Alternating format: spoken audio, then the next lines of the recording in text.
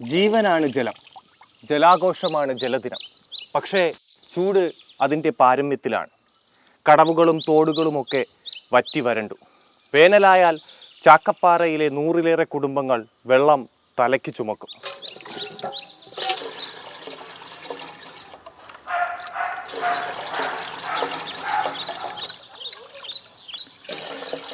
വേനൽക്കാലത്ത് വളരെ ബുദ്ധിമുട്ടാണ് വെള്ളത്തിന്. അപ്പോൾ ഞങ്ങൾ ഈ ഒരു തോടിൽ ഒരു കുഴിയെ ആശ്രയിച്ചാണ് കഴിയണം. കുടിക്കാനും എല്ലാത്തിനും ഞങ്ങൾ ഇവിടെ നിന്നാണ് വെള്ളം എടുക്കുന്നത്. അല്ലാതെ ഞങ്ങൾക്ക് പൈപ്പ് ലൈൻ വരും എന്ന് പറഞ്ഞിട്ട് ഇതുവരെയും പൈപ്പ് ലൈൻ ഒന്നും വന്നിട്ടില്ല. ഈ പാമ പോലെയുള്ള കൃമികളുണ്ട്, അതുകൊണ്ടാണ് ഈ വെള്ളം അരിച്ചെടുക്കുന്നത്. വെള്ളം കുടിക്കാനായാലും കഞ്ഞി വയ്ക്കാനായാലും വെള്ളം അരിച്ചെടുത്താലേ കൊള്ളുള്ളൂ.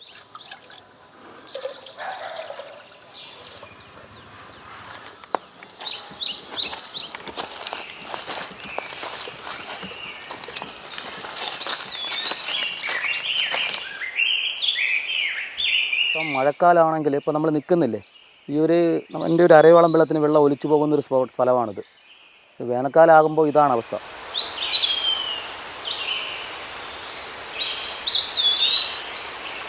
ചാക്കപ്പാറ സെറ്റിൽമെൻറ്റ് ഏകദേശം ഒരു 120ഓളം കുടുംബമുണ്ട്. ഈ 120ഓളം കുടുംബങ്ങളും ആശ്രയിക്കുന്നത് ഈ ഒരു തോടാണ്.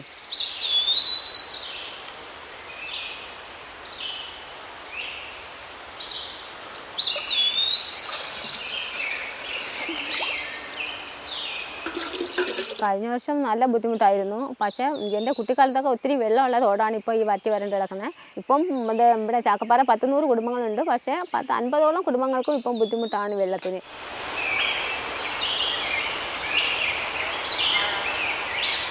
പിന്നെ വേറെ ഒന്നും വന്നിട്ടൊന്നുമില്ല. ഇതേപോലെ ഊരുന്ന വെള്ളം, അരുവികളിൽ നിന്ന് ഊറി വരുന്ന വെള്ളമാണ് കോരി എടുത്തുകൊണ്ടിരിക്കുന്നത്.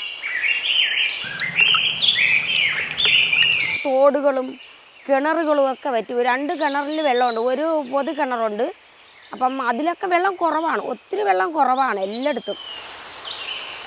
സജീവകുമാറിനൊപ്പം ടി. സരീകൃഷ്ണ, മാതൃഭൂമി ന്യൂസ്, തിരുവനന്തപുരം.